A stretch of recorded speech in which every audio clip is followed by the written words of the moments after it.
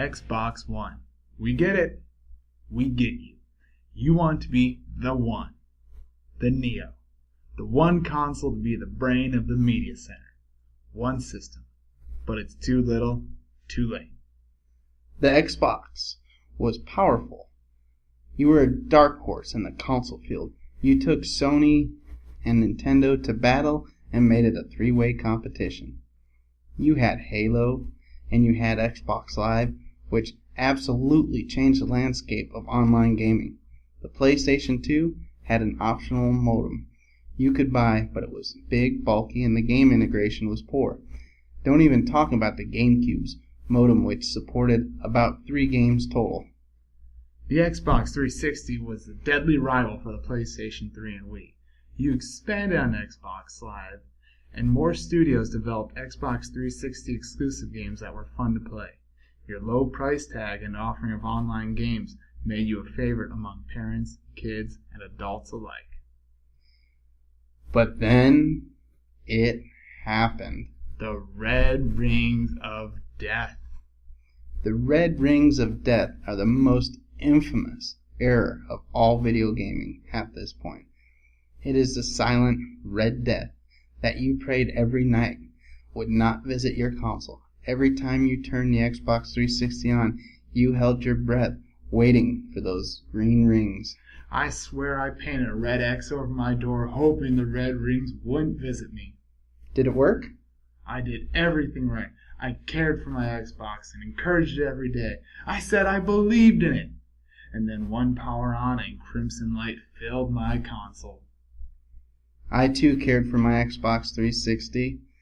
I installed bore-through piping in my refrigerator so I could set my Xbox in it to prevent overheating. Instead of waiting for Mad Catz and Nico and their fancy intercooler, I used Frigidaire to care for my console. And surely that worked right. I mean, refrigerators can protect someone from a nuclear blast. But not the red rings. Despite the frosty environment, the motherboard overheated and cracked, and it was all over for my Xbox. The Xbox One was meant to cleanse the palate. You wanted to clear the air, and you engineered the Xbox One to have much fewer hardware problems. A solid start. No more red rings than the old ones in my nightmare. But the scales were not balanced. Having made the hardware sound, you neglected the programming. For example, Instant On. Instant On allows you to quickly turn the Xbox One on by saying Xbox On. But it has a dark side. Instant On forces the Xbox One to basically idle. This idling has cost gamers about $250 million a year. And who can forget that 1984-esque, always watching, always listening, always connected Xbox One originally proposed? The public only needed to catch wind of that before the feature was scrapped. Kinect was meant to make interacting with the Xbox One easy, seamless. You could use your hands or voice to command the Xbox. But even you lost faith in that. You released a media remote when you realized people weren't ready to interact with their console that way. You gambled people were moving in another direction with media and video gaming. You envisioned video games being digitally downloaded, and the disc was soon to be a bygone and an era of physical media. But like the Kinect, you gambled wrong. No more borrowing or renting. No more sharing with your friends. You fixed that, though. The problem is you had already started producing consoles before deciding to change strategy. The release of the Xbox One was riddled with patches and mirrored with workarounds and configurations. Fast forward to today. The PlayStation 4 is outselling the Xbox One, and Goodwill and Microsoft has long since waved goodbye. You are wise enough to recognize your mistakes, but every step forward was preceded by 2 steps back. But everyone loves an underdog. Every Halo commercial I see reminds me of the days, weeks, months gone by, fragging friends and strangers alike, trash talking, the camping, the competition. I remember being excited to create my Xbox avatar and compete with my friends. You made promises and said you were focusing on a fluidity of gamer experience. You want to live up to the title of Xbox One. We thought you learned from your mistakes and you were ready to embrace what gamers wanted. We were ready to believe. Your next step?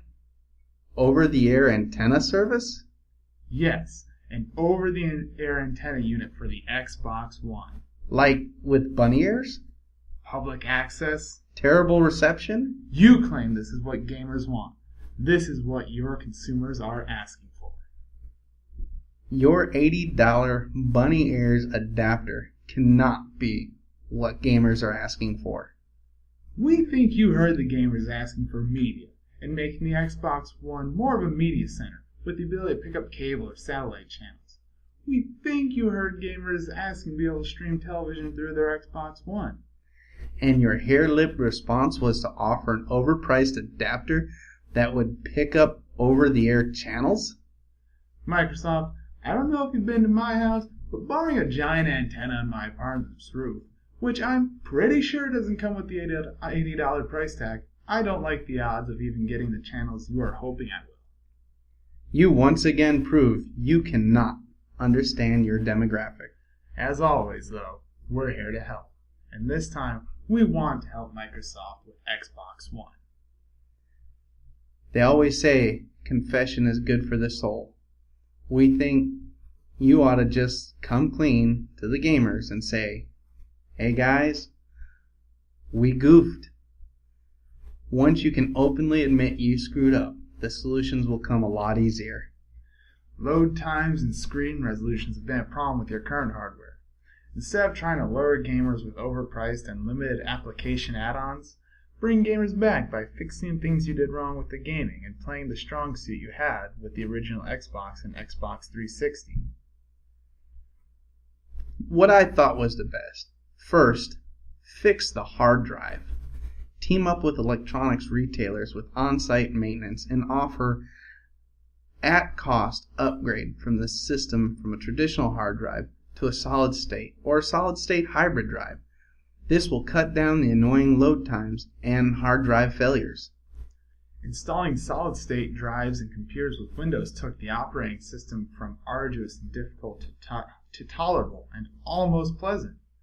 Take that lesson and apply it to your video game consoles. Again, we aren't asking for a handout.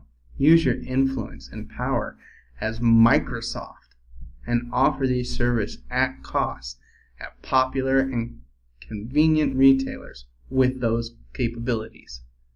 And stop focusing on all the non-game features you integrated into the console. I don't need the Xbox One to turn on my television and work it. I need it to play my video games. You want to make the Xbox One the central media, but then you turn your back on the people who made you successful, the gamers. Focus your energies on developing games and licensing studios that make you the next Halo or the next Call of Duty. Reward gamers who took that risk in buying the original Xbox all those years ago. Backwards compatibility is expensive, but by incorporating it into the Xbox One, you don't force people to ever have to make the decision between starting fresh with an Xbox One or PlayStation 4, or even if they buy a new console at all. If you've amassed a collection of Xbox 360 games and no new console to play them on, you lose out on that investment. If the Xbox One had backwards compatibility, even for some games, the transition to the Xbox One would be much easier.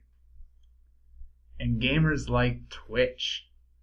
Twitch integration makes sense because Twitch is a natural extension for video gamers to want.